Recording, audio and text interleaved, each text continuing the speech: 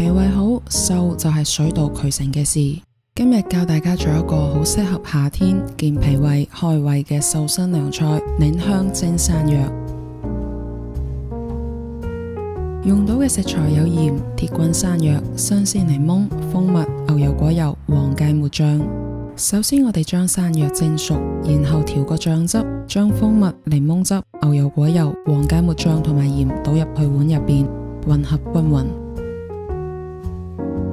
日常如果想養胃嘅效果更加好嘅話，可以揀麥盧卡蜂蜜，就會比普通嘅蜂蜜更加好。